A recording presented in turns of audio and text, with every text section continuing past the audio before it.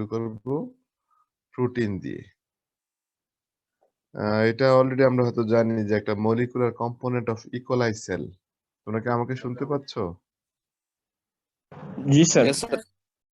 Molecular component of E coli, একটা bacteria Escherichia coli এর percentage of total weight of cell, একটা সেলের যে টোটাল পার্সেন্টেজ থাকে, কি কি কম্পোনেন্ট থাকে মলিকুলার, ওয়াটার থাকে অ্যারাউন্ড 70%, প্রোটিন 15%, নিউক্লিক অ্যাসিড এর মধ্যে DNA 1%, RNA 6%, polysaccharide 3%, lipids 2%, inorganic ions 1%, আর মনোমারিক সাবইউনিট এন্ড ইন্টারমিডিয়েট 2%।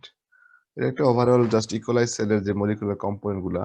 তো আমরা যদি দেখি যে ওয়াটার পোর্শন যদি বাদ দেয়া হয়, ড্রাই বেসিস, যদি আমরা বলি যে একটা ড্রাই বেসিসে একটা সেল, অ্যানিমেল সেল বা ব্যাকটেরিয়াল সেলের প্রোটিনের পরিমাণটা কতটুকু থাকে ড্রাই বেসিসে, ওয়াটার পোর্শনটা যদি বাদ দেয়া হয়, তাহলে একটা সেলের অর্ধেক পরিমাণে কি থাকতেছে? 50%। অর্ধেক 50%ই হলো প্রোটিন। ড্রাই বেসিসে একটি সেলের, অ্যানিমেল সেল বা যেহেতু আমরা এখানে ইকোলাই সেলটা কম্পেয়ার করা হয় অ্যানিমেল সেলের সাথে, তাহলে প্রোটিনটা হলো অর্ধেক। যদি আমরা বলি ড্রাই বেসিসে একটা সেলের অর্ধেকই হলো প্রোটিন, আর বাকি 15% থাকবে আদার্স যে বায়োমলিকুলস গুলো আছে। তাহলে আমরা শুরু করবো প্রোটিন কেমিস্ট্রি দিয়ে। আমরা জানি যে প্রোটিন যদি বলা হোয়াট আর প্রোটিনস বা ডিফাইন প্রোটিন, সিম্পলি আমরা জানি যে protein is the polymer of what? Amino acid. L alpha amino acid. এরপরে আমরা জানি যে একটা অ্যামাইনো অ্যাসিড গুলো যুক্ত হওয়ার জন্য একটা বন্ড প্রয়োজন হবে, which is known as peptide bond. তারপর একটা মলিকুলার ওয়েট প্রয়োজন হবে গ্রেটার দেন ইকুয়াল টু 5000, এবং এটা হাইলি অর্গানাইজড একটা ম্যাক্রো বায়োমলিকুলস, সেটাই হলো প্রোটিন। আমরা যদি ডেফিনেশনটা দেখি, protein are the polymer of L-alpha amino acids which link together by peptide bonds.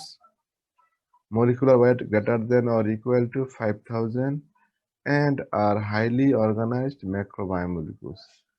At first এখানে কিওয়ার্ড যদি আমরা বলি L-alpha amino acid, peptide bond, তারপর molecular weight আছে, আর হলো highly organized। চারটা কি পয়েন্ট যদি আমরা বলি, তাহলে protein are the polymer of L-alpha amino acids linked by peptide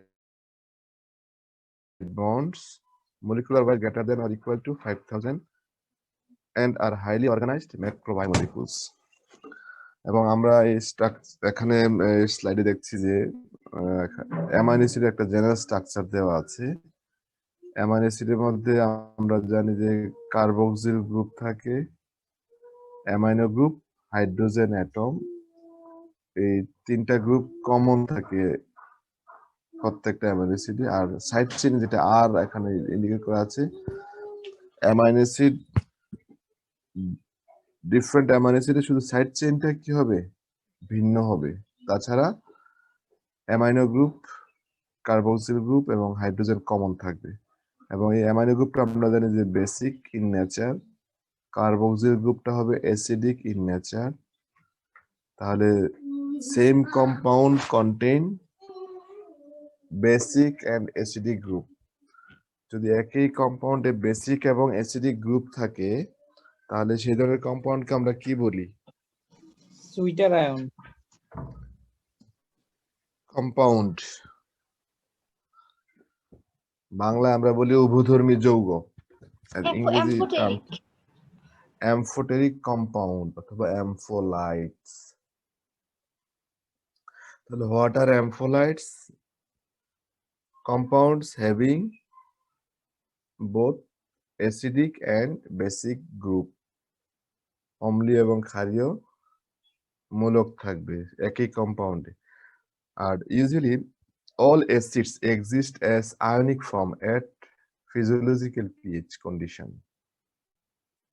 আমি আবার বলছি যে all acids can exist as ionic form at physiological pH condition. What is physiological pH? Actually আমাদের যে ব্লাড পিএইচ আছে, ব্লাডের যে পিএইচ অ্যারাউন্ড 7.4, এই পিএইচ ভ্যালুতে যে কোনো অ্যাসিড গুলো আয়নিক ফর্মে থাকে। যেমন আমরা অনেক সময় পড়ি যে অ্যাসিটেট আর acetic acid. What is the difference between acetic acid and acetate? অ্যাসিটেটটা হলো আয়নিক কন্ডিশনে, আর অ্যাসিটেটটা হলো নর্মাল কন্ডিশন, যেটা pyruvate, pyruvic acid, malate, malic acid. তাহলে এখানে যে ডান পাশে যেই স্ট্রাকচারটা দেখা যাচ্ছে সেটা হলো অ্যামাইনো অ্যাসিডের চার্জ এখানে পজিটিভ NH3 হয়েছে, এবং কার্বক্সিলে গ্রুপের চার্জ এখানে কি মাইনাস। তো একটা হাইড্রোজেন বা প্রোটন ছেড়ে দিয়েছে carboxyl group, and this proton can be accepted by amino group. তাহলে একটা হলো পজিটিভ চার্জ, আর হলো কি negative charge, cation and anion. তাহলে এইটা এই ধরনের স্ট্রাকচার যে বিশেষ করে যখন the compound having equal number of positive and negative charge, তখন এই আয়নিক কন্ডিশনটাকে কি বলা হয়? Zwitterion. Zwitterion. তাহলে জুইটার আয়ন হবে বোথ পজিটিভ এবং নেগেটিভ চার্জ সমান থাকবে জুইটার আয়ন কন্ডিশনে। তাহলে আমরা যখন এই অ্যামাইনো অ্যাসিডের স্ট্রাকচার গুলো পড়বো, বিশেষত আমরা এই আয়নিক ফর্মটা ইউজ করব। তাহলে এখন আমরা দেখবো যে actually how peptide bonds are form, কিভাবে একটা পেপটাইড বন্ড তৈরি হয়। তাহলে পেপটাইড বন্ড, একটা পেপটাইড বন্ড তৈরি হতে অ্যামাইনো অ্যাসিড কয়টা লাগবে?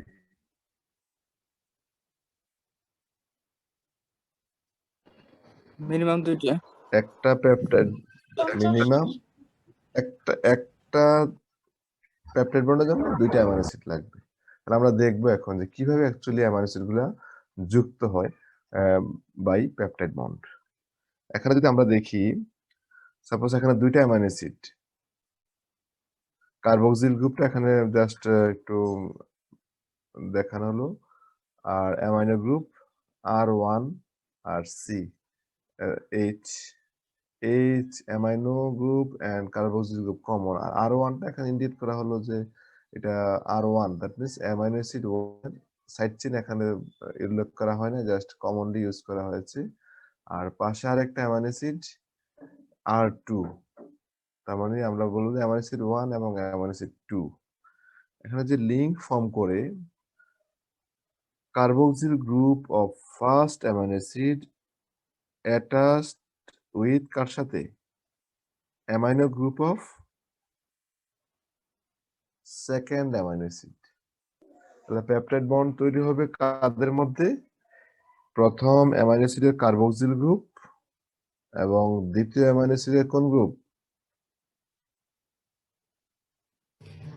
অ্যামাইনো গ্রুপের মধ্যে। তাহলে এটা হলো সিকোয়েন্স যে first carboxyl group of first amino acid R attached with amino group of second amino acid, এবং সেক্ষেত্রে যেটা হয় COO আর এখানে আছে NH3, এই যখন লিংক তৈরি হয় 1 মোল ওয়াটার কি হয়ে যাচ্ছে? রিমুভ হচ্ছে। তাহলে যে বন্ডটা হচ্ছে হলো লাইক দিস CONH, CONH, তাহলে কি চলে যাচ্ছে? 1 মোল ওয়াটার রিমুভ হচ্ছে। তাহলে যতটা পেপটাইড বন্ড তৈরি হবে তত মোল ওয়াটার রিমুভ হবে। আর এই পেপটাইড বন্ড হলো CONH, পেপটাইড বন্ড। তাহলে এখানে 2টা অ্যামাইনো অ্যাসিড যুক্ত হলো একটা পেপটাইড বন্ডের মাধ্যমে। তাহলে এই পেপটাইডের নাম কি হবে? 2টা অ্যামাইনো অ্যাসিড যুক্ত হলো, ডাইপেপটাইড। ডাইপেপটাইড। কিন্তু বন্ড আছে কয়টা? বন্ড একটা। আর যদি 3টা অ্যামাইনো অ্যাসিড যুক্ত হয় তাহলে ট্রাইপেপটাইড। ট্রাইপেপটাইড বন্ড কয়টা হবে? 2টা।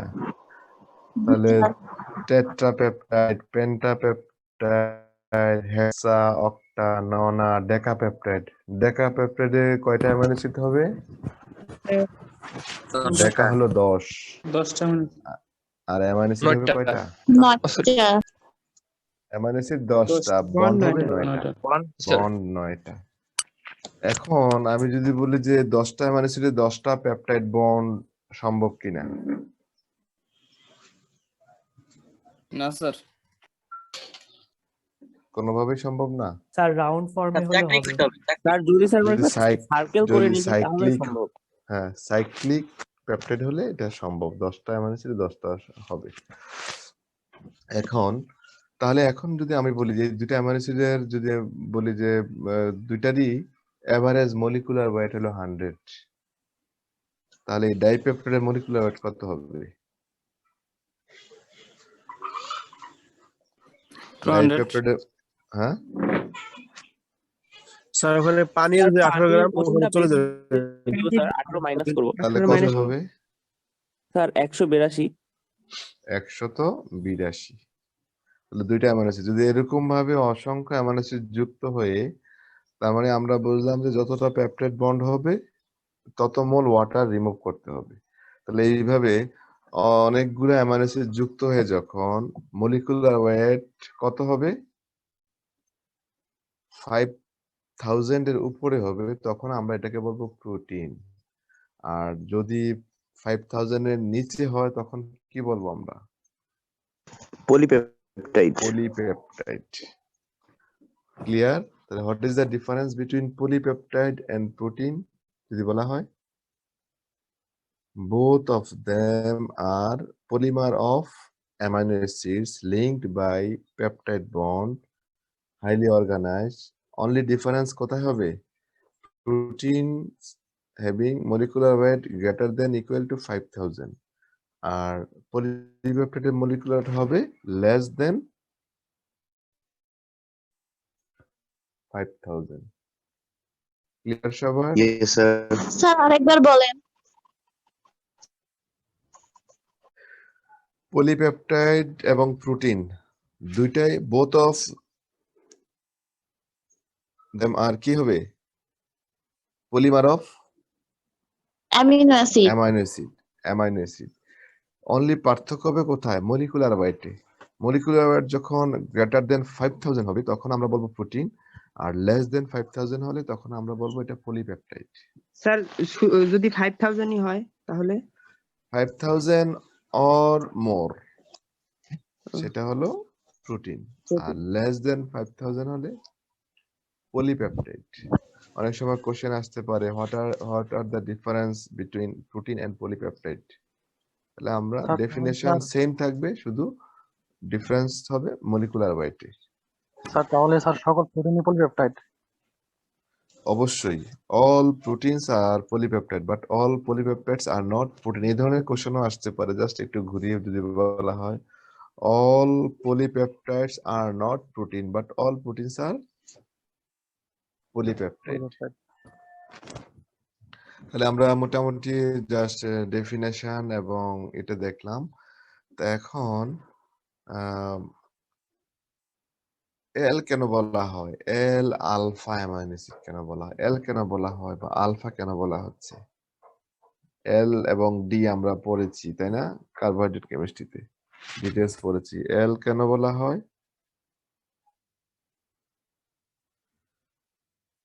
এটা অ্যাকচুয়ালি আমরা যখন দেখি যে পেনাল্টিমেট কার্বন, আমরা যে কার্বোহাইড্রেট কেমিস্ট্রিতে পেনাল্টিমেট কার্বনের ওএইচ গ্রুপ যখন কি থাকে বাম দিকে থাকে। বামে থাকলে আমরা বলি, রিং স্ট্রাকচারের উল্টা পাশে থাকলে আমরা বলি যে কি না, পেনাল্টিমেট কার্বনের ওএইচটা যখন ফাংশনাল গ্রুপ ডানে থাকে ডি আর বামে থাকলে বলি এল, তাই না? তাহলে এখানে যে অ্যামাইনো অ্যাসিডের মধ্যে পেনাল্টিমেট কার্বন এখানে তো একটাই আছে অ্যাসিমেট্রিক কার্বন, কোনটা? এই কার্বনটা হলো অ্যাসিমেট্রিক কার্বন। এর যে ফাংশনাল গ্রুপ অ্যামাইনো গ্রুপটা আছে লেফট সাইডে এল। আর আলফা কার্বন কাকে বলা হয়? যে কার্বনের সাথে কার্বক্সিল গ্রুপ যুক্ত আছে সেটা হলো আলফা কার্বন, তাই তো? পরবর্তী কার্বন গুলা হবে alpha, beta, gamma, delta, epsilon, এইভাবে নামকরণ করা হবে। তাহলে মেইনলি বলা হয় কার্বক্সিল গ্রুপের সাথে প্রথম যে কার্বনটা যুক্ত থাকে সেটা হলো আলফা কার্বন। এই জন্য এটাকে বলা হচ্ছে এল আলফা অ্যামাইনো অ্যাসিড। এবং ন্যাচারালি যে অ্যাক্টিভ অ্যামাইনো অ্যাসিড গুলো আছে সেগুলো কোন ফর্মে থাকবে? এল আলফা ফর্মে। আর সুগার গুলো আমরা দেখেছি কোন ফর্মে থাকে naturally? D D active form. Form D D glucose, D alpha D glucose, তারপরে ডি ফর্মে থাকে। অ্যামাইনো অ্যাসিড গুলো থাকবে এল ফর্মে অ্যাক্টিভ। ডেফিনেশন এবং how peptide bonds are form, কারো কোনো কনফিউশন আছে? Sir amino acid general formula কি? জেনারেল ফর্মুলা এই যে আমরা এখানে দেখলাম, জেনারেল স্ট্রাকচার যেটা এখানে যদি আমরা বলি কার্বন কয়টা? C2H4, N কয়টা? একটা, আর CO অক্সিজেন দুইটা, আর আর থাকবে একটা সাইড চেইন। জেনারেল ফর্মুলা আমার দরকার নাই, তবে এটা হলো জেনারেল স্ট্রাকচারটা এরকম যে প্রত্যেকটা অ্যামাইনো অ্যাসিডের 3টা গ্রুপ থাকবে common, amino group, carboxyl group এবং হাইড্রোজেন। আর শুধু ডিফারেন্স হবে কোথায়? আমরা যখন স্ট্রাকচার দেখবো তখন আরো ক্লিয়ার হবে। শুধু এই সাইড চেনে পার্থক্য হবে। সাইড চেনে যদি একটা CH3 থাকে তখন হয়ে যায় সেটা অ্যালানিন। যদি একটা আম, কি থাকে, হাইড্রোজেন থাকে তখন হয়ে যাবে সিস্টিন। Glycine, Sistine. তাহলে এটা আমরা যদি তাহলে অ্যাসিড সিস টু অ্যাসিড গ্রুপ থাকে তখন হবে সিস্টিন। তারপর আমরা পরবর্তী স্ট্রাকচারগুলো দেখবো। এখন আমরা বলবো যে ক্লাসিফিকেশন অফ প্রোটিন। প্রোটিনের ক্লাসিফিকেশন কয়েক ধরনের ক্লাসিফিকেশন আমরা দেখব। মেইনলি প্রথম হলো ফাংশনাল ক্লাসিফিকেশন অফ প্রোটিন। তার বোঝাই যাচ্ছে যে on the basis of the function, protein যে কাজ করে, প্রোটিনের যে ফাংশনের উপর ডিপেন্ড করে, প্রোটিন কি কি ফাংশন বা কি কি রোল প্লে করে, প্রোটিনের ফাংশনটা কি, এর উপর ডিপেন্ড করে প্রোটিনের যে ক্লাসিফিকেশন। এখানে আমরা কয়েকটা ক্লাস দিয়েছি। স্ট্রাকচারাল প্রোটিন, তার মানে কি প্রোটিন স্ট্রাকচার তৈরি করে। এনজাইম অর ক্যাটালাইটিক প্রোটিন, তার মানে প্রোটিন এনজাইম হিসেবে কাজ করে। ট্রান্সপোর্ট প্রোটিন, তার মানে প্রোটিন কি করে, এই যে আমরা জানি যে হিমোগ্লোবিন এবং মায়োগ্লোবিন যে প্রোটিন গুলো আছে, এই ব্লাডে অক্সিজেন এবং কার্বন ডাই অক্সাইডের যে এক্সচেঞ্জ, যেগুলো আদান প্রদান করে, হরমোন হিসেবে কাজ করতে পারে প্রোটিন, যেমন ইনসুলিন, গ্রোথ হরমোন। কন্ট্রাকটাইল প্রোটিন, তার মানে এগুলো হচ্ছে আমাদের যে মাসেলের যে কন্ট্রাকশন হয়, সংকোচন প্রসারণ, এগুলোতে কাজ করে protein, actin, myosin. Storage protein, of albumin. Of albumin মানে হলো ডিমের যে অ্যালবুমিন, ডিমের যে সাদা অংশ। গ্লুটিলিন, কেজিন, কেজিন হলো দুধে পাওয়া যায়। এই যে প্রোটিন গুলো স্টোরেজ প্রোটিন হিসেবে কাজ করে। কিছু আছে জেনেটিক প্রোটিন, নিউক্লিয় প্রোটিন, ডিফেন্স প্রোটিন বা ইমিউনো প্রোটিন। এগুলো হলো বিভিন্ন ধরনের ইমিউনোগ্লোবুলিনস অথবা স্নেক ভেনম। রিসিপ্টর প্রোটিন হিসেবে কাজ করে। প্রোটিন কিছু রিসিপ্টর হিসেবে কাজ করে, সেলের মধ্যে রিসিপ্টর প্রোটিন হিসেবে প্রোটিন কাজ করতে পারে। আর কিছু আছে টক্সিক প্রোটিন, প্রোটিন আবার কিছু টক্সিক প্রোটিন হিসেবে কাজ করতে পারে, যেমন ক্যাস্টরবিন বা জ্যাকবিনে রেসিন, ক্যানাটক্সিন। এগুলো হলো টক্সিক প্রোটিন, হলো রেসিন, ক্যানাটক্সিন আর হলো বোটুলিন। বোটুলিনটা পাওয়া যায় হলো একটা ব্যাকটেরিয়াতে, ক্লস্ট্রিডিয়াম বোটুলিনাম। এগুলো টক্সিক প্রোটিন হিসেবে কাজ করে। তাহলে যদি ফাংশনাল ক্লাসিফিকেশন অফ প্রোটিন বললে আমরা এই ক্লাসগুলো দেব উইথ সাম এক্সাম্পলস। স্যার জি, স্ন্যাক ভেনম এটা হচ্ছে টক্সিক প্রোটিনের মধ্যে পড়লো না কেন? স্নেক ভেনম সাপের বিষ থেকে কিন্তু ডিফেন্স প্রোটিন তৈরি করা হয় বা immuno protein. Defence immuno protein যেটা, এটা তৈরি করা হয় স্নেক ভেনম থেকে, সাপের বিষ থেকে।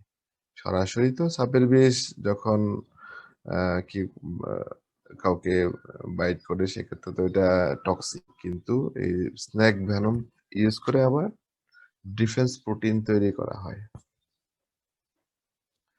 তাহলে পরীক্ষার সময় থাকে যে classify protein on the basis of there functions. তাহলে আমরা সেক্ষেত্রে জাস্ট নামগুলা দিয়ে কিছু এক্সাম্পল, যেমন স্ট্রাকচারাল প্রোটিনের এক্সাম্পল ক্যারাটিন। আমরা এটা জানি, স্ক্লেরোপ্রোটিন বলা হয়, হেয়ার এবং নেইলে থাকে। আর কোলাজেন থাকে কোথায়? কোলাজেন অস্থিতে। আমাদের যে টিস্যুর মধ্যে যে কানেকশন, আমাদের যে টিস্যু আছে, টিস্যুতে যে কানেকশন, এই প্রোটিনটা হলো কোলাজেন প্রোটিন।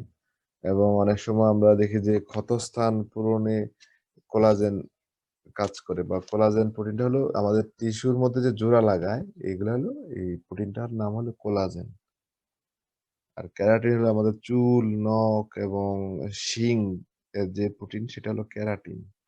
আর এনজাইমের নাম তো আমরা জানি যে ভিন্ন ধরনের এনজাইম, যে কোনো ধরনের এনজাইম হলো ক্যাটালাইটিক প্রোটিন, যেগুলা বিভিন্ন ধরনের রিঅ্যাকশন ক্যাটালাইজ করে। তারপরে আমরা এখানে জাস্ট আছে কিছু যে transport protein, serum albumin, lipoprotein, transferrin, other কিছু এক্সাম্পল। ট্রান্সফেরিন হলো আয়রনকে ট্রান্সপোর্ট করে, লাইপোপ্রোটিন হলো which carry cholesterol and other lipids. আর ইনভার্টিব্রেট অমেরুদণ্ডী প্রাণী কারা? অমেরুদণ্ডী প্রাণী এক্সাম্পল বলো তো। Sir crocodile. কেঁচো, জোঁক, এগুলা। ককরোচ কি? তেলাপোকা? স্যার বলছে ক্রোকোডাইল। তেলাপোকা অমেরুদণ্ডী প্রাণী। তাহলে এখানে দেখো একটা কপার কন্টেনিং প্রোটিন, যাকে বলা হয় হেমোসায়ানিন, আমরা হয়তো নাম শুনেছি, which have oxygen carrying role. এটাও অক্সিজেন ক্যারি করে ইনভার্টিব্রেটে। আর হিমোগ্লোবিন করে কোথায় অক্সিজেন ক্যারি? ভার্টিব্রেট। তার মানে বোথ অফ দিস প্রোটিন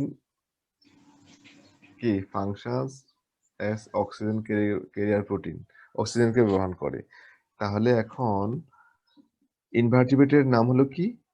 হেমোসায়ানিনস। আর ভার্টিব্রেটের ক্ষেত্রে বলা হয় হিমোগ্লোবিন, আমরা বলি হিমোগ্লোবিন। তারপরে ফাইব্রিনোজেন প্রোটিন, এন্টিজেনও একটা এক ধরনের antibody. Antibodies are serum protein that can combine with antigens such as bacterial toxin, leading to their neutralization. তার মানে অ্যান্টিবডিও একটা প্রোটিন, ফাইব্রিনোজেনও একটা প্রোটিন, সোডিয়াম পটাশিয়াম এটিপিএস এক ধরনের প্রোটিন, যেটা ওই সোডিয়াম পটাশিয়াম পাম্পের সোডিয়ামকে আউট আর পটাশিয়ামকে সেলের ভিতরে ঢুকাতে সহায়তা করে। Fibrinogen circulate in the blood and are able to form fibrous mat to the cell own. Fibrinogen এটা মানে রক্ত জমাট বাঁধার জন্য যে প্রোটিনটা কাজ করে। তাই এগুলো হলো ডিফারেন্ট প্রোটিনের কিছু এক্সাম্পলস। স্যার এর আগের স্লাইডটা একটু দেখেন তো। এর আগেরটা স্যার। হ্যাঁ জি স্যার, হয়েছে। Thank you sir. তাহলে আমরা প্রথম ক্লাসিফিকেশন পড়লাম, ফাংশনাল ক্লাসিফিকেশন। এখন দেখবো যে classification based on chemical nature and solubility. Chemical nature and solubility, তার মানে তিন ধরনের প্রোটিন আছে। একটা হলো কি সিম্পল প্রোটিন, দুই নাম্বার কি আছে কনজুগেটেড, তিন নাম্বার আছে ডিরাইভড প্রোটিন। টার্ম থেকে বোঝা যাচ্ছে যে সিম্পল প্রোটিন, কনজুগেটেড প্রোটিন, দুটার মধ্যে কি পার্থক্য হতে পারে? সিম্পল প্রোটিন তার মানে এখানে কি থাকবে? শুধু অ্যামিনো অ্যাসিড। কার দ্বারা তৈরি হবে? অনলি শুধু শুধু অ্যামাইনো অ্যাসিড থাকবে। আর কনজুগেটেড প্রোটিন, তাহলে এখানে প্রোটিনটা কি হবে? অ্যামাইনো অ্যাসিডের সাথে আবার কি থাকবে? কনজুগেট নন প্রোটিন পার্ট, যেটাকে বলা হয় প্রস্থেটিক গ্রুপ। প্রস্থেটিক গ্রুপ আমরা পরে আসছি। যেমন এখানে এক্সাম্পল থেকে যদি আমরা বুঝি নিউক্লিও প্রোটিন, তার মানে এখানে প্রোটিনের সাথে আর কি থাকবে? Nucleic acid. Nucleic acid. Glycoprotein, প্রোটিনের সাথে গ্লুকোজ ইউনিট থাকবে বা মানে কার্বোহাইড্রেট। লাইপোপ্রোটিন, প্রোটিনের সাথে lipid. Lipid. Phosphoprotein, phosphoric acid বা ফসফরিক। ক্রোমোপ্রোটিন, এখানে আয়রন থাকে। থাকবে। কালার পিগমেন্ট থাকবে। মেটালোপ্রোটিন, মেটাল থাকবে মেটাল অথবা আয়ন থাকবে। আর মিউকোপ্রোটিনের সাথেও কার্বোহাইড্রেট থাকবে, কিন্তু এর পার্সেন্টেজটা একটু বেশি হবে নরমালের চেয়ে। তার মানে এখানে আমরা বুঝতেছি যে কনজুগেটেড প্রোটিনটা হলো প্রোটিন আর কম্পোজড অফ কি amino acid with some non protein part which is known as prosthetic group. প্রোটিনের সাথে কিছু নন প্রোটিন পার্ট থাকবে যাদেরকে বলা হয় প্রস্থেটিক গ্রুপ। আর simple proteins are those which composed only amino acids. বুঝে স্যার আসছে? মিউকোপ্রোটিনটা কি বললেন ওর সাথে প্রোস্টেটিক গ্রুপ হিসেবে কি থাকবে? মিউকোপ্রোটিন এবং গ্লাইকোপ্রোটিন দুইটারই কার্বোহাইড্রেট থাকবে, কিন্তু এখানে পরিমাণটা 4% এর উপরে থাকবে মিউকোপ্রোটিনে। এটা আমরা পরে দেখব। তাহলে আর ডেরাইভ প্রোটিনটা হলো এই সিম্পল এবং কনজুগেটেড প্রোটিনের ডিগ্রেডেড প্রোডাক্ট। এটা ডিনেচার্ড হওয়ার পরে বা ডিগ্রেডেশন হওয়ার পরে যে প্রোটিন, আমরা মেইনলি এমফাসিস দিব হলো সিম্পল প্রোটিন এবং কনজুগেটেড প্রোটিনে। তাহলে সিম্পল প্রোটিন এখন আবার দুই ধরনের এখানে দেখা যাচ্ছে, গ্লোবুলার প্রোটিন আর একটা কি fibrous protein. Protein. Globular, fibrous. Example আমরা দেখি albumin, globulin, প্রোটিলিন, prolamin, histone, protamine. আর ফাইব্রাসে আছে কোলাজেন, ইলাস্টিন, কেরাটিন। এখন এই দুইটা টার্ম থেকে যদি আমরা একটু দেখি যে গ্লোবুলার প্রোটিন এবং ফাইব্রাস প্রোটিনের মধ্যে কি পার্থক্য হতে পারে। একটা যদি আমরা বলি ফার্স্ট শেপ যদি বলি, শেপটা কেমন হবে? গ্লোবুলার প্রোটিনের শেপটা কেমন হতে পারে? গোলাকার, গোলাকার। ফাইব্রাসটা হবে কেমন? লম্বা, চেইনের মতো। চেইন মানে ফাইবার লাইক। আর যদি বলা হয় যে সলিবিলিটি কেমন হবে?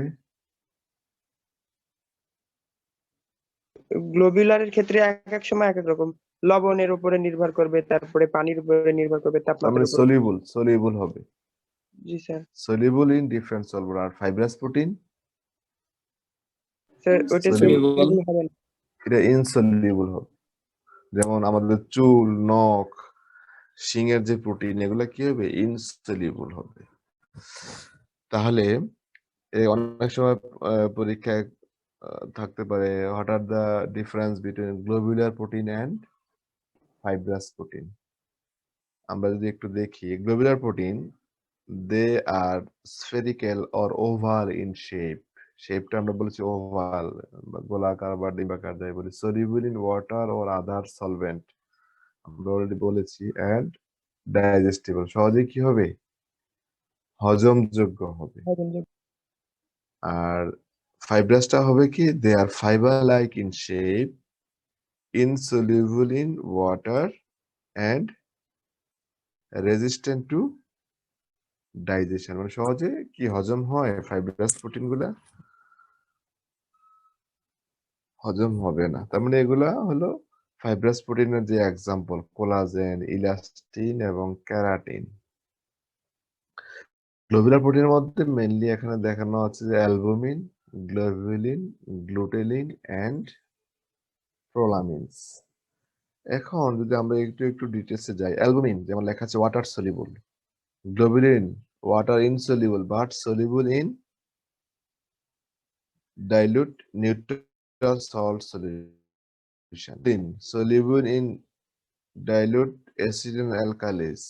Prolamine soluble in 70% to 80% ethanol. তার মানে এখানে যে চারটা ডিফারেন্ট প্রোটিন আছে, 4 ক্লাসের, তার মানে দেখা যাচ্ছে they are soluble in water and other solvent. Water, salt, acid and alkalis আর ইথানল। তাহলে অনেক সময় আবার কোশ্চেন আছে, কোশ্চেন লিখতে পারো যে classify protein on the basis of their solubility. Classify protein on the basis of their solubility. তাহলে solubility উপর ডিপেন্ড করে প্রোটিনের ক্লাসিফিকেশন। এবং এটা প্লান্ট প্রোটিনের ক্ষেত্রে অনেক সময় বলা হয় Osborne classification of plant protein. Osborne classification of, hello জি স্যার। Yes, sir. শুনতে পাচ্ছো? জি sir. Yes, sir. Osborne classification of plant protein. স্পেলিংটা কি স্যার?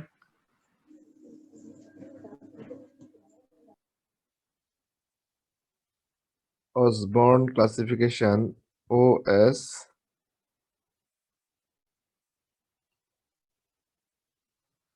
BORNE.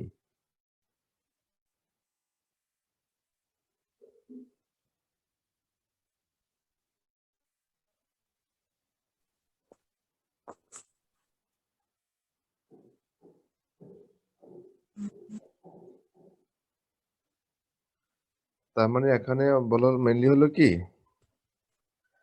অসবর্ন ক্লাসিফিকেশন, এটা প্লান্ট প্রোটিনের যে ক্লাসগুলো আছে সলিবিলিটির উপর ডিপেন্ড করে, অ্যালবুমিন, গ্লোবুলিন, তারপর গ্লুটেলিন এবং প্রোলামিন, বিভিন্ন ধরনের সলিউশনে সলিবল। যেমন অ্যালবুমিনটা হলো water soluble and heat coagulable, তাপ দিলে কি হয়, জমাট বাঁধে। Precipitated by full saturation with ammonium sulphate. মানে আমরা জানি যে অনেক সময় কি প্রোটিনকে লবণ দ্বারা কি করা যায়, তলানি বা প্রিসিপিটেটেড ফর্মে নিয়ে আসা যায়, যেমন অ্যামোনিয়াম সালফেট। ওটা অনেক সময় আমরা পরবর্তী বলবো সল্টিং আউট একটা টার্ম আছে, মানে precipitation of protein by addition of neutral salt. Salt যোগ করলে প্রোটিনটা কি হয়ে যায়, অধক্ষেপ বা তলানি পরে প্রিসিপিটেশনে চলে আসে। এখানে একটা টার্ম আছে, albumin can be precipitated by full saturation with ammonium sulphate, আর on the other hand globulin can be precipitated by half saturation with ammonium sulfate. তাহলে এই কথা দুটার মিনিং কি, অ্যালবুমিনটা হলো precipitated by full saturation with ammonium sulfate and globulin precipitated by half saturation with ammonium sulfate. Both of proteins are precipitated by ammonium sulfate. তাহলে একটা আছে ফুল saturation আর একটা আছে কি half saturation. What does it mean? কারো কোনো idea আছে? Hello, sir এখানে সিচুয়েশনটা কিভাবে হবে এটা বুঝতেছি না। অ্যাকচুয়ালি এটা যদি ফুল স্যাচুরেশন, সাপোজ অ্যালবুমিন যদি প্রিসিপিটেশন আনতে সাপোজ 25 গ্রাম যদি অ্যামোনিয়াম সালফেটের প্রয়োজন হয়, অ্যালবুমিনকে প্রিসিপিটেশনে নিয়ে আসতে যদি 25 গ্রাম অ্যামোনিয়াম সালফেট সল্টের প্রয়োজন হয়, গ্লোবুলিনটা কি হবে, কি পরিমাণ সল্ট দ্বারা প্রিসিপিটেশন আসবে? 25-এর অর্ধেক। হাফ, 12.5 12.5। এটা হলো জাস্ট ওই টার্মটা এইভাবে ইউজ করা আছে। তার মানে অ্যালবুমিনকে প্রিসিপিটেশন আনতে যে পরিমাণ সল্ট লাগবে, গ্লোবুলিন এর অর্ধেক পরিমাণ সল্টে কি হবে, প্রিসিপিটেশনে চলে আসবে। ওই এক্সাম্পল গুলা যদি প্লান্ট প্রোটিনের ক্ষেত্রে হয়, যেমন হুইট এর ক্ষেত্রে লিউকোসিন, পি এর ক্ষেত্রে লিগিউমলিন, আর এগ অ্যালবুমিন সেরাব অ্যালবুমিন। গ্লোবুলিনের ক্ষেত্রে যদি আমরা বলি যে প্লান্টের ক্ষেত্রে যদি বলা হয় লিগিউমিন, তারপর হলো অ্যাডেস্টিন অফ হ্যামসিড। গ্লুটেলিনের ক্ষেত্রে wheat, glutelin of wheat, oryzenin of rice, zein of. গ্রামীণের ক্ষেত্রে আছে হলো কি zein of corn, hordein of barley, gliadin of wheat. Glutenin গুলো হলো দে আর প্লান্ট প্রোটিনস। গ্লুটেনটা হলো কি mainly they are plant protein. প্রোলামিনটাও কি they are only plant protein. শুধু সলিবিলিটির উপর ডিপেন্ড করে ক্লাসগুলা করা হয়েছে, অ্যালবুমিন, গ্লোবুলিন, গ্লুটেলিন, প্রোলামিন। অ্যালবুমিনের মধ্যে প্লান্ট প্রোটিনও আছে, আবার কি আছে অ্যানিমেল প্রোটিন, এগস, সেরাম অ্যালবুমিন, ল্যাক্ট অ্যালবুমিন, দুধের যে অ্যালবুমিন। গ্লোবুলিনের মধ্যে কিছু আছে প্লান্ট প্রোটিন, কিছু আছে আবার অ্যানিমেল প্রোটিন। তাহলে মোটামুটি আমরা যদি বলি যে classify protein on the basis of their solubility, অথবা classify plant protein on the basis of their solubility, অথবা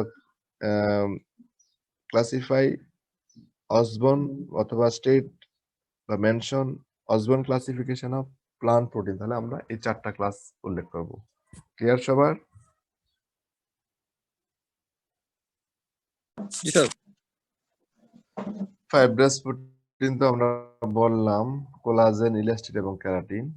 কনজুগেটেড প্রোটিন যেটা আমরা বলেছি যে সিম্পল প্রোটিনের সাথে সাম নন প্রোটিন সাবস্টেন্স থাকবে, যাকে বলা হয় প্রস্থেরিক গ্রুপ। নিউক্লিয় প্রোটিন গ্লাইকোপ্রোটিনে থাকে, হুইচ ইজ কার্বোহাইড্রেট হল প্রস্থেরিক গ্রুপ লেস দেন 4%। লাইপোপ্রোটিনে হবে লিপিড, ফসফোপ্রোটিনে হলো ফসফরিক অ্যাসিড, ক্রোমোপ্রোটিনে হলো কালার পিগমেন্ট, হিমোগ্লোবিন, মায়োগ্লোবিন, এগুলো হলো ক্রোমোপ্রোটিন। মেটালোপ্রোটিনের সাথে বিভিন্ন ধরনের iron, cobalt, copper, zinc, manganese যেগুলো থাকবে। হ্যাম প্রোটিন বা সেলুলোপ্লাজমিন।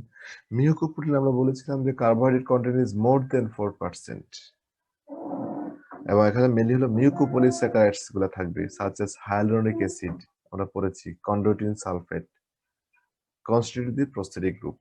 তার মানে এখানে প্রস্থেরিক গ্রুপটা হবে কার্বোহাইড্রেট এবং পরিমাণটা হবে 4% এর বেশি, মেনলি হলো মিউকোপলিস্যাকারাইড গুলা। বুঝে আসছে? আর এক্সাম্পল গুলো আমরা দেখবো। ডেরাইভড প্রোটিনের ক্ষেত্রে যেটা আমরা বলেছি, they are denatured or degraded product of simple and conjugated protein. Primary derived এবং secondary derived protein. Denatured product, প্রোটিনকে যখন হিট দেয়া হয় প্রোটিন ডিনেচার্ড হয়ে যায়, অথবা বিভিন্ন ধরনের অ্যাসিড বা অ্যালকালি দ্বারা ট্রিট করলে প্রোটিন ডিনেচার্ড হয়ে যায়। আর সেকেন্ডারি ডেরাইভড প্রোটিন হলো পার্শিয়াল হাইড্রোলাইটিক প্রোডাক্ট, হাইড্রোলাইসিস করলে যে প্রোটিন তৈরি হয়। এটা আমাদের এতটা এখন এমফাসিস দেব না, মেইনলি আমরা সিম্পল এবং কনজুগেটেড প্রোটিনটাকে একটু এমফাসিস দেব। ফাইনালি আরেকটা ক্লাসিফিকেশন আছে, nutritional classification of protein. Term থেকে বোঝা যাচ্ছে যে ফাংশনস, এই ক্লাসিফিকেশন ইজ বেসড অন কিসের উপর ডিপেন্ড করে? Essential amino acid. নিউট্রিশনাল, হ্যাঁ, নিউট্রিশনাল পয়েন্ট অফ ভিউ এবং মেইনলি হলো এসেনশিয়াল অ্যামাইনো অ্যাসিডের উপর ডিপেন্ড করে। এবং what are essential amino acids যদি বলা হয়, স্যার আমাদের বডি যেসব তৈরি করতে পারে না যেগুলো আমাদের শরীরে উৎপন্ন হয় না। শরীরে তৈরি হয় না স্যার, সেগুলো তার হচ্ছে মানে কি essential। করতে, আমরা কোত্থেকে পাই? স্যার বাহির থেকে নিতে হয়, প্ল্যান্ট প্ল্যান্ট থেকে। খাবারের মাধ্যমে গ্রহণ করতে হয়। তার মানে essential amino acids are those which cannot be synthesized by the body, therefore must be taken through diet or food. খাবারের মাধ্যমে গ্রহণ করতে হয়। Amino acids that are not synthesized by the body, therefore must be taken through food. খাবারের মাধ্যমে গ্রহণ করতে হয়, সেগুলো হলো essential amino acid অথবা essential fatty acid, সেমটা ডেফিনিশনই হবে। যে ফ্যাটি অ্যাসিড গুলো আমাদের বডিতে তৈরি হয় না, এটা অন্যান্য খাবারের মাধ্যমে গ্রহণ করতে হয়। তাহলে এই পয়েন্ট অফ ভিউ থেকে, নিউট্রিশনাল পয়েন্ট অফ ভিউ থেকে তিন ধরনের ক্লাসিফিকেশন। একটা হলো কমপ্লিট প্রোটিন, পার্শিয়ালি ইনকমপ্লিট, আর হলো ইনকমপ্লিট প্রোটিন। কমপ্লিট প্রোটিনটা যেমন, তার মানে কি থাকবে এখানে? এখানে অল এসেনশিয়াল অ্যামাইনো অ্যাসিড থাকবে। আমরা জানি যে মেইনলি আমাদের অ্যাডাল্টের জন্য এসেনশিয়াল অ্যামাইনো অ্যাসিড হলো 8টা, আর চিলড্রেনের ক্ষেত্রে 8টার সাথে আরো 2টা অতিরিক্ত হয়, মোট হয় 10টা। তাহলে যেই খাবারের মধ্যে বা যেই প্রোটিনের মধ্যে প্রত্যেকটা এসেনশিয়াল অ্যামাইনো অ্যাসিড থাকবে, সবগুলো এসেনশিয়াল অ্যামাইনো অ্যাসিড থাকবে, সেটা হলো কমপ্লিট প্রোটিন। যেমন ডিমের যে প্রোটিন আছে এটা হলো complete protein, milk protein. Partially incomplete protein হবে কারা? This protein are partially lacking one or more essential amino acids, এক অথবা একাধিক এসেনশিয়াল অ্যামাইনো অ্যাসিডের ঘাটতি থাকবে। এবং এগুলো হলো হুইট এবং রাইসের প্রোটিন, মানে মেইনলি হলো প্লান্ট প্রোটিন গুলা কি হবে? পার্শিয়ালি ইনকমপ্লিট অথবা ইনকমপ্লিট প্রোটিন, হুইট প্রোটিন বা রাইস প্রোটিন। আমরা অনেক সময় বলি যে চাল এবং ডাল মিক্স করে যে খিচুড়ি তৈরি করা হয়, চালে যে এসেনশিয়াল অ্যামাইনো অ্যাসিডটা ঘাটতি থাকে সেটা পাওয়া যায় কোথায়? ডালে পাওয়া যায়। আবার ডালের যেটা ঘাটতি আছে সেটা আবার পাওয়া যায় কোথায়? চালে। তার মানে যখন খিচুড়ি তৈরি করা হয়, তাহলে মোটামুটি এটাকে বলা হয় একটা সাপ্লিমেন্টারি ফুড, সেখানে এসেনশিয়াল অ্যামাইনো অ্যাসিড গুলা সবগুলাই পাওয়ার সুযোগ থাকে। আর যদি সাথে ডিম থাকে তাহলে তো সবগুলাই থাকলো একসাথে। ইনকমপ্লিট প্রোটিন হবে this protein completely lake one or more essential amino acid. Complete থাকবে না, এক বা একাধিক এসেনশিয়াল কমপ্লিটলি অ্যাবসেন্ট থাকবে। আর পার্শিয়ালি লেকিং হলো কিছু কিছু ঘাটতি থাকবে, যেমন জিলাটিন এবং জিন। জিন হলো কর্ন বা মেজের মধ্যে পাওয়া যায়, সেখানে ট্রিপ্টোফেন এবং লাইসিনের ঘাটতি থাকে। তাহলে মোটামুটি আজকে আমরা এখানেই শেষ করব। আর সামনের ক্লাসে আমরা অ্যামাইনো অ্যাসিডের যে বিশেষ করে 20 ধরনের অ্যামাইনো অ্যাসিড আছে, 20 স্ট্যান্ডার্ড অ্যামাইনো অ্যাসিড। প্রত্যেকটা অ্যামাইনো অ্যাসিডের 3 লেটারের একটা সিম্বল থাকে, 1 লেটারের একটা সিম্বল এবং কিছু স্পেশাল গ্রুপ থাকে, এবং উইথ দেয়ার ক্লাসিফিকেশন এবং স্ট্রাকচার আমরা সামনের ক্লাসে একটু দেখার চেষ্টা করব। আজকে আমরা স্যার, পড়লাম প্রোটিনের এটা ডেফিনেশন কি উইথ ক্লাসিফিকেশন। কোশ্চেন আছে স্যার? কারো? জি স্যার। স্যার, হ্যাঁ, পার্শিয়ালি ইনকমপ্লিট প্রোটিনস আর ওই যে তারপরে যেটা ছিল, এই দুইটার ডিফারেন্সটা আরেকবার বলুন তো। পার্শিয়ালি ইনকমপ্লিট প্রোটিন হবো কিছু কিছু ঘাটতি থাকবে, আর ইনকমপ্লিট হবে একেবারে থাকবে না, অ্যাবসেন্ট থাকবে। পার্শিয়ালি ইনকমপ্লিট হলো this protein are partially lacking one or more essential amino acid. পরিমাণে কম থাকবে, ঘাটতি থাকবে কিছু কিছু। আর ইনকমপ্লিট হলো এক বা একাধিক essential amino acid totally absent থাকবে, থাকবে না। বুঝে আসছে? ওকে, জি স্যার। আর কারো কোনো কোশ্চেন? স্যার রিসেপ্টর প্রোটিনটা যদি একটু বলতেন। রিসেপ্টর প্রোটিন আসলে যখন আমাদের যে সিগন্যালিং, বুঝো তো, সেল সিগন্যালিং, আমরা যেমন হয়তো আমাদের পায়ের কোনো অংশে আমরা ব্যথা পাই বা যদি কাটা বিঁধে, এটা রেসপন্সটা কোথায় যায়? রেসপন্সটা কোথায় পাওয়া যায়? সাথে সাথে আমাদের ব্রেইন কি করে? ব্যথাটা ফিল করে। একটা সিগন্যালিং মলিকুল বা একটা সিগন্যাল ট্রান্সডাকশন, আমরা কিন্তু যে কথা বলি অথবা কোনো কিছু যে ব্যথা অনুভব করি, প্রত্যেকটারই কিন্তু একটা সিগন্যালিং ট্রান্সডাকশন বলা হয় বা সেল সিগন্যালিং। এই সেল সিগন্যালিং এর ক্ষেত্রে কিছু কিছু মলিকুল আছে যেগুলা সিগন্যাল তৈরি করে। এই মলিকুল গুলা আবার সেলের ভিতরে যখন প্রবেশ করে, এই সেলের মেমব্রেনে কিছু প্রোটিন থাকে যে সিগন্যালটাকে রিসিভ করে। একটা সিগন্যালিং মলিকুল আছে, প্রথমে এটা সেলের সারফেসে এসে বসে, পরবর্তীতে সেলের ভিতরে প্রবেশ করে এবং রেসপন্স শো করে। তাহলে এই যে একটা সিগন্যালিং মলিকুলকে যে বাইন্ড করে সেল সারফেসে, সেল মেমব্রেনের মধ্যে, ওই বাইন্ড যে করে সেটা হলো একটা এক ধরনের প্রোটিন, সেটা হলো রিসিভ প্রোটিন। বুঝে আসছে? Yes, sir. রিসেপ্টর প্রোটিন হলো একটা সিগন্যালিং মলিকুলকে রিসিভ করবে এবং পরবর্তীতে সেলের ভিতরে নিয়ে যাবে এবং ফাইনালি এটা ওই যে রেসপন্স শো করবে। বুঝে যাচ্ছে? জি স্যার। তার মানে রিসেপ্টর প্রোটিনটা হলো সেল সিগন্যালিং এর ক্ষেত্রে সিগন্যালিং মলিকুলকে রিসিভ করবে, রিসিভ করে সেলের ভিতরে এটাকে নিয়ে যাবে এবং ফাইনালি রেসপন্স শো করবে। আর কারো কোনো কোশ্চেন? স্যার প্রোটিন গুলো এল ফর্মে থাকে কেন?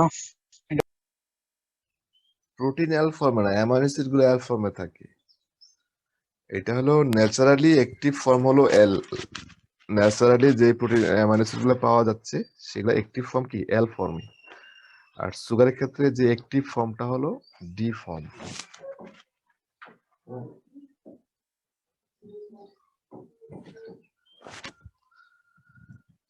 আর কারো কোনো কোশ্চেন?